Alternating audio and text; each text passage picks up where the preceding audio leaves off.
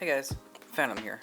Welcome to my Phantom Knight deck profile. I've been wanting to do a deck profile of this deck for so long, but I never felt like it was good enough. Until now, even though I don't think the deck is fully complete at the moment. I'm missing about like one card. I know I have, I'm too lazy to look for it. So sorry in advance for that.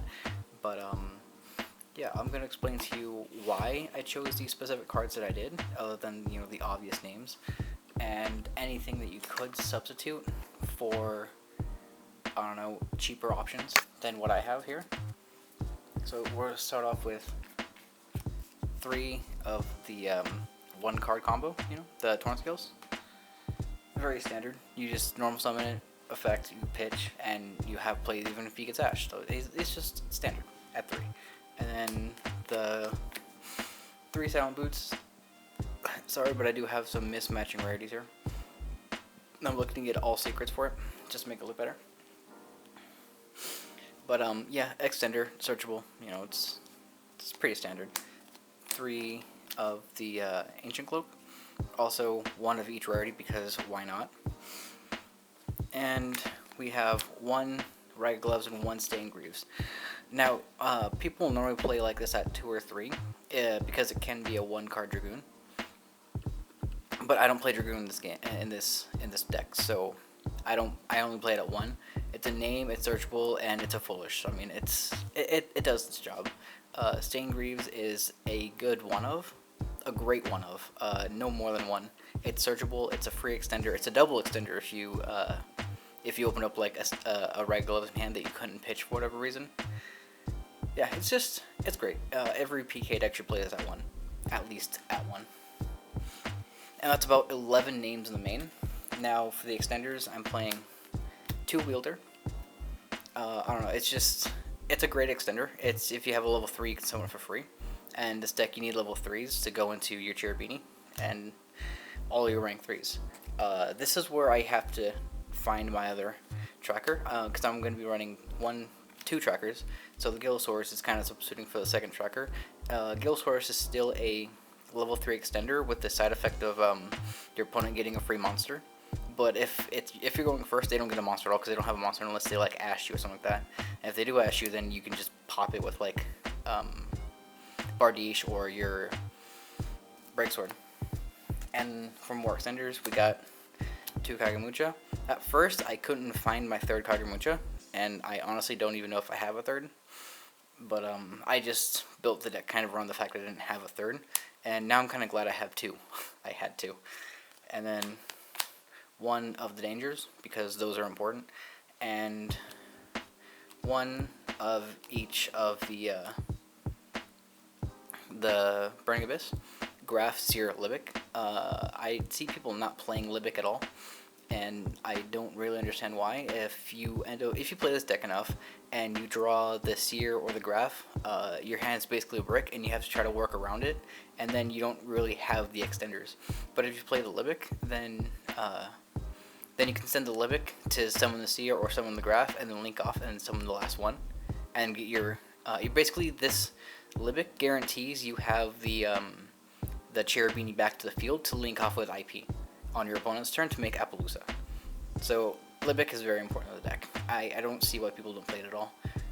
But that's about 11 extenders in the deck. So 11 names, 11 extenders, it's about even. And then we play 3 Ash, because you kind of have to play 3 Ash. 3 Ash is very important. And 3 Droll. Droll just because Dragon Link is popular now, and Droll can, if you Droll their first search, their striker, then their turn doesn't end, but they are forced to make a very mediocre board. And then when they go into their ROM, you just ash the ROM if you open with both of them, and their turn basically ends. Like, let's be honest here, their turn basically ends. They might have extenders, they might be able to go into, I don't know, something, but you can break it with this deck. It's very easy. And let's get the monsters out of the way.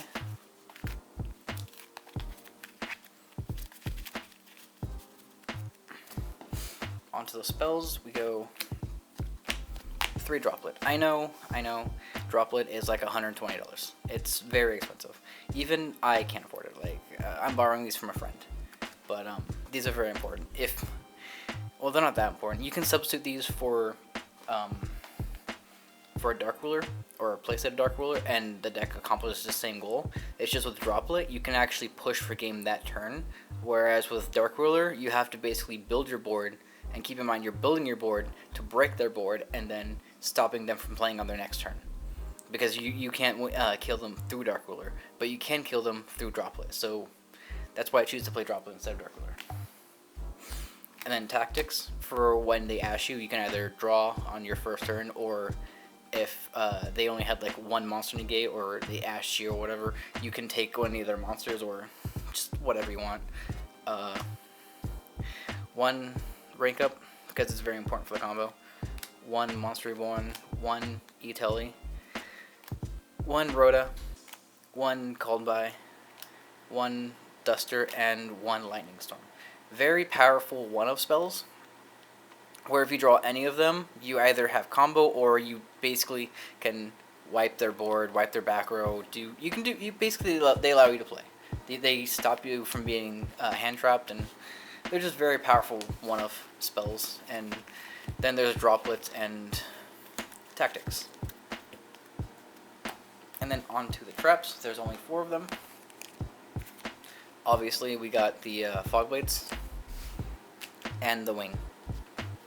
These are the only traps you need in the deck, because the deck is a combo deck, and these things can also be extenders. So technically you have about 15 extenders, and also 15 names. So I mean, it all works out. It's all very consistent. And for the extra deck, we're running 1 Cherubini, not 2, just 1. That's all you need is just 1. IP, because IP is really good. Rusty. Obviously, we're running our States of PK deck. Unicorn because you can spin cards, and also you can make your access code 5300, so it's really good. Appaloosa, because you need something to go into with IP on your opponent's turn, and using IP and Cherubini. So you can have an Appaloosa for 2. So the deck can typically put out like 7 to 8 negates or interruptions on your opponent's turn, which is actually really good.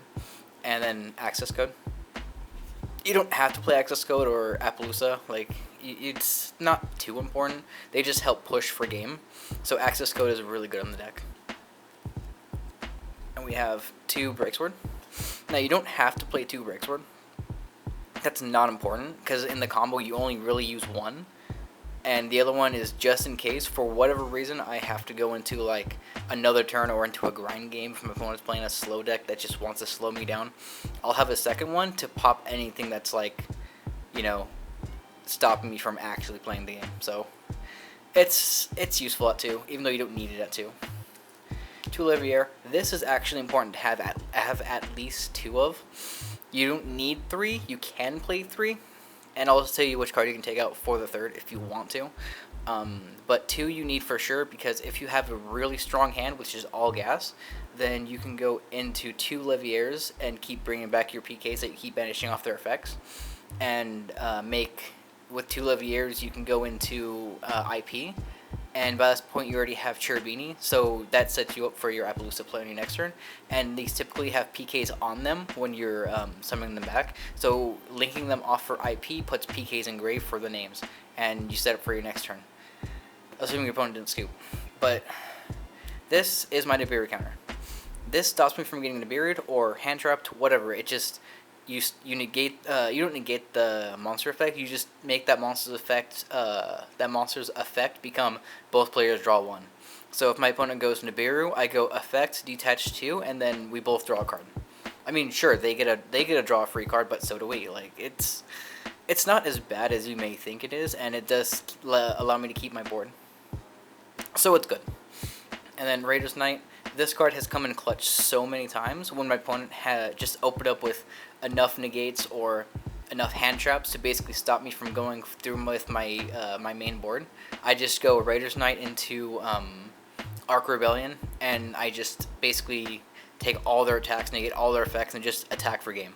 Like, it's actually so good. And Raiders Knight and access code basically serve the same purpose. They just help me push the game. We have Dark Rebellion right here. Dark Rebellion is really good. Dark Rebellion it's a stepping stone for the next card, which is Requiem. And Requiem, while he has Rebellion as material, he can basically infinitely negate. He just detach, negate, detach, negate, detach, negate. And if he destroys a card that he negates, then you can summon back a Dark Xyz from the grave.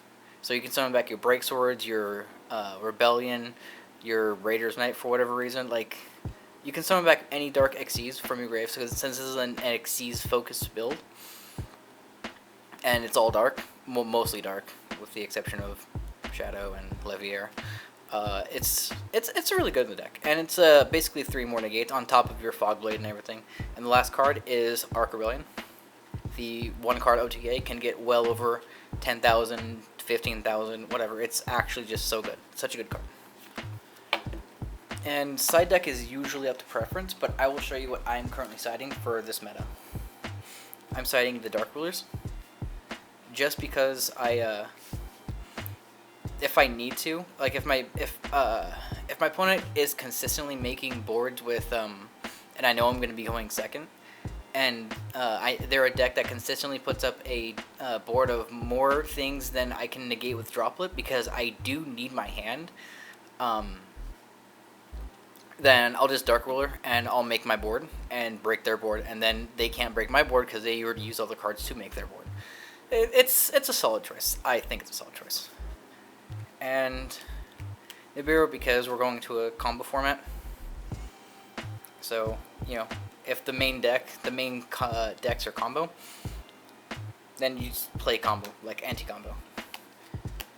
3 Lancia, because, you know, Dragon Link likes to banish. A lot of other decks in the meta like to banish. Even PK like to banish. So, like, everything banishes right now. And 3 Imperm. 3 Imperm is just, it's just a solid card. Like, it can be a hand drop. You can set it, and you can, if your opponent thinks that you're playing Fogblades, but you set it in Imperm, then they'll, if you set Imperm, then, like in the main column, the middle column, they'll think it's a Fogblade, and they'll most likely play into the Imperm, and then you can just flip Imperm and negate whatever was right there in that spell, that column. So it's really good. It's a couple of mind games you can do with this deck specifically, since you play Fogblades. It's interesting. And the last is 3 Twin Twisters, mainly because this deck does struggle against back row. So you want to be able to get rid of the back row. That's why I run the Duster and the Lightning Storm. So the Twisters, not only do they discard like droplets, but they help get rid of back row, which is really good. That has been my Phantom Knight deck profile. And comment below if you want to see me do some test stands of the deck, because the deck is actually a lot of fun, and the Torn Scales is a 1-card combo. If you want to know what I mean, comment and I'll show you. But I'm pretty sure there are other videos on YouTube that can show you that. But this deck is really consistent. I can draw pretty much any 5-card hand, and the hand is playable. I have played through Dragon Link boards and Tri-Brigade boards. I've played through a lot of boards with every single hand in this deck. Like, every single hand possible. And that's with shuffling, not like going through the deck and grabbing the worst hand. Because I could grab, I don't know, this, and this, and that could be my 5-card hand, and, you know, if that happens, whatever, you're very unlucky, and you basically lose the game. You just go game 2. Unless you draw this. If you draw that for turn, then you have 1-card combo, you win. But, the deck is very consistent. I would say give it a shot, and there is no tour guides in here. This is a 0 tour guide build. Anyway, Phantom out.